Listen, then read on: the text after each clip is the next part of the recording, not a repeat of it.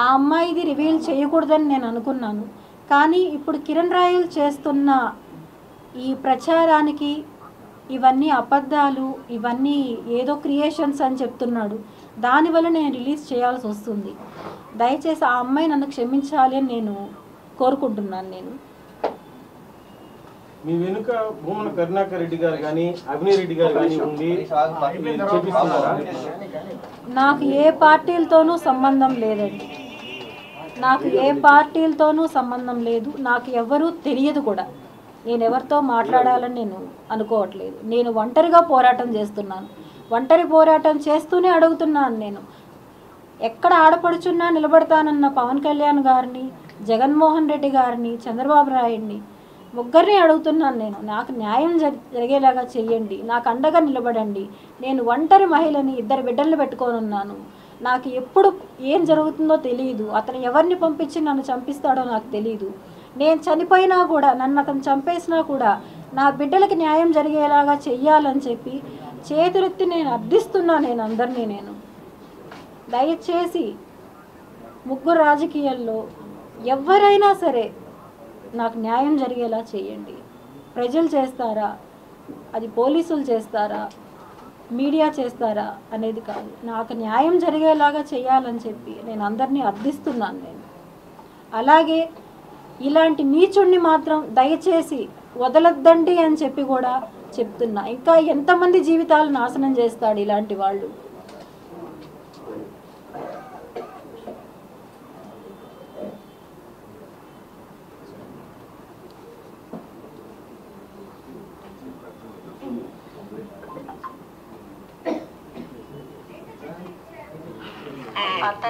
అదే అంటున్నా, అతనితో ఉండే వాళ్ళే నాకు చెప్పారు, అక్క నువ్వు బాధపడతావు, నాకు వాడికి తెలిసిందంటే ఇంకా వాళ్ళని చంపేస్తాడని చెప్పి నేను ఇంకా ఏది బయట పెట్టను. వాళ్ళు ఉండే వాళ్ళే నాకు బయట వీళ్ళు చెప్తూ ఉంటారు, అక్క నువ్వు బాధపడతావు అక్క, వద్దక్క, ఆయన గురించి నాకు తెలుసు, ఆయన వదలడక్క, ఎప్పటికీ వదలడక్క ఆయన వాళ్ళని, అంతా ఊరికే అక్క, అదంతా సెగక్క, నువ్వు నమ్మద్దక్క అంటాడు. నీకు చెప్పాను కదా విత్తు, 1.5 year 2 years 11 years విత్తు. 2013లో నాకు నాకు ఒక మాట అన్నాడు నీ గురించి, ఏమన్నాడంటే నువ్వేదో పీక్తావని, నువ్వేదో డబ్బులు ఇస్తావని, నాకు డబ్బులు ఇచ్చే లక్ష్మిని వదులుకున్నా అన్నాడు. అంటే నువ్వు డబ్బులు ఇస్తాననే లక్ష్మితో ఉన్నావా, ఇష్టపడలేదా అంటే అవును డబ్బుల కోసమే ఉన్నా తనతో అన్నాడు. విన్నారు అందరూ? నేను రికార్డ్ చేసిందా బాగుంది, రికార్డ్ చేశాను అనుకుంటా త్రూ, నేను వాళ్ళని డబ్బుల కోసమే లక్ష్మితో ఉన్నాను, నువ్వేదో ఇస్తావు అని చెప్పి నీతో ఉన్నాను, నీ వల్ల నేను లక్ష్మిని వదులుకున్నాను అని చెప్పి ఆ అమ్మాయితో ఓపెన్గా మాట్లాడాడు. అది నాకు ఆ అమ్మాయే స్వయంగా చెప్పింది. ఆ తర్వాత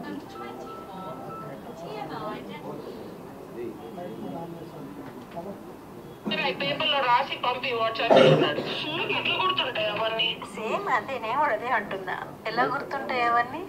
ఓన్లీ నేను క్యాష్ పరంగా ఇచ్చింది మాత్రం ఇస్తాడంట తిరిగి. ఏమంటున్నాడు, అందరు ముండలు ఒకే టైపు, అందరు సెటిల్ చేసుకోవాలనే చూస్తారు, అంటే నీకు ఫ్రీగా డబ్బులు ఇచ్చేసి వెళ్ళిపోవాలి, ఉన్ని నాయన నీకు, నువ్వు నీ పెళ్ళాన్ని నీ ఫ్యామిలీని బాగా చూసుకో, మేము ఇచ్చిన డబ్బులతో అని ఇచ్చేసి వెళ్ళిపోవాలి. మాన్సా కూడా సెటిల్ చేయించుకొని డబ్బులు తీసుకొని వెళ్ళిందంట.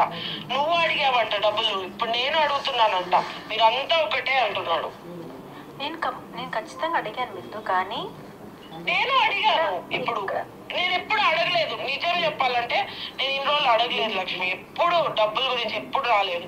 కానీ ఇప్పుడు ఈ రోజు డెఫినెట్లీ అడిగాను. నేను ఎందుకు అడిగాను చెప్పనా, ఎంత అవమానించాడు నన్ను వాళ్ళ ఇంట్లో. నా డబ్బులు తీసుకొని, నా డబ్బులు తినేసి, నన్నంతా అవమానించి, ఇప్పుడు ఫోన్ చేసి నువ్వు నన్ను తలెత్తుకోనికుండా చేసావు నా వీధిలో. ఇప్పుడు నేను ఈ రోజు అంతా బయటకి కాళ్ళు అడుగు పెట్టలేదు, భయం నాకు పెట్టాలంటే, నా పరువు పోయింది నిన్నటితో అంటున్నాడు. మొత్తం వాడు చేసింది, నేను కారులోనే కూర్చున్నా, దిగను కూడా లేదు, దిగు అది ఇది అని గట్టిగా అరిచి నన్ను లాగి తోసి అన్ని చేసింది వాడు. అప్పుడు పక్కింటోళ్ళు ఎదురింటోళ్ళు అందరు చూసారు. అప్పుడు ఎవరు తీసుకున్నట్టు, ఎవరి పరువు ఎవరు తీసుకున్నట్టు? నేను తీసానంట పరువు. మొత్తం వీధిలో తెలిసిపోయింది. ఇప్పుడు నా పరువు పోయింది, నా లైఫ్. ఇది మళ్ళీ నేను సపరేట్గా సెండ్ చేస్తానండి.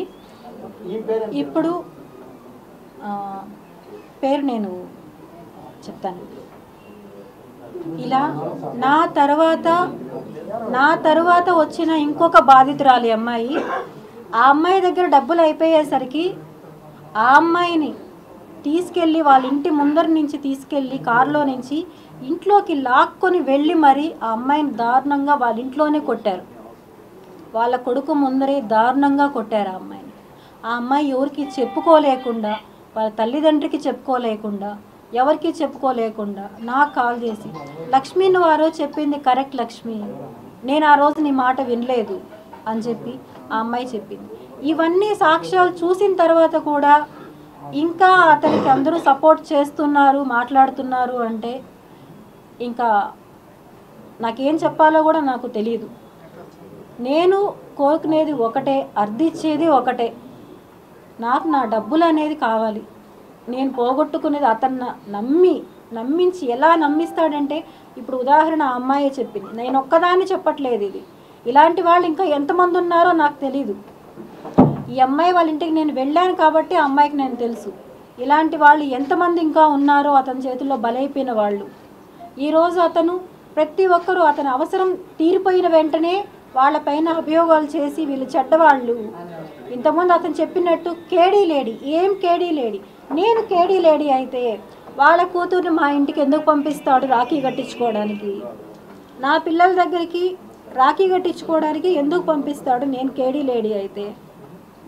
నా బర్త్డే సెలబ్రేషన్స్కి వాళ్ళు ఎందుకు వస్తారు? వాళ్ళ అమ్మాయి వచ్చి రాఖీ కట్టించుకున్నది, మా ఇంటికి వచ్చి రాఖీ కట్టించుకున్నది. మా చిన్నబ్బాయి బర్త్డేకి అతను వచ్చింది. ఇవన్నీ ఏవి క్రియేషన్స్ కాదండి, బాగా చెక్ చేసుకోండి ఒకసారి. నా బర్త్డేకి హోటల్ మినర్వాలో వాళ్ళ దగ్గరుండి చేపించింది. నేను కేడీ లేడీ అయినప్పుడు ఎందుకు చేయాలి? అతను నన్ను గాయపరిచిన ఇది, అతనే తీసుకెళ్ళి హాస్పిటల్లో స్టిచెస్ వేయించిన ఇది, గాజు పెంకు పైన నన్ను తోసేసి దారుణంగా తోసి బ్లడ్ అవుతుంటే ఆ గుడ్డ చుట్టి నన్ను తీసుకొని వెళ్ళి హాస్పిటల్లో స్టిచెస్ వేయించిన ఇది కాదు అని చెప్పి అతన్ని కాణిపాకంకి వచ్చి ఒట్టేయమని చెప్పండి, నేను ఒప్పుకుంటాను. ఆ అమ్మాయి ప్రతి ఫంక్షన్కి వాళ్ళ కూతుర్ని మా ఇంటికి పంపిస్తారు. ఈరోజు అతను డ్రింక్ చేసి మా ఇంట్లో డ్యాన్స్ వేస్తున్న ఒక్క ఫోటో, ఇవన్నీ ఏవి కాదు, క్రియేట్ చేసినవి కాదు.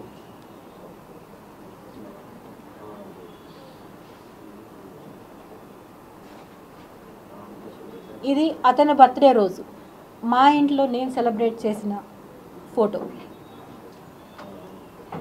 ఆధారాలు బయట పెట్టాలి అంటే అతను ఒక్క నిమిషం కూడా ప్రాణాలతో ఉండలేడు. అన్ని ఆధారాలు నా దగ్గర ఉన్నాయి అతనివి. అతను చేసే దుర్మార్గాలు ఎలా అయితే మోసం చేశాడు అని నేను మీకు ఇప్పుడు కొన్ని మాత్రమే చూపెట్టాను.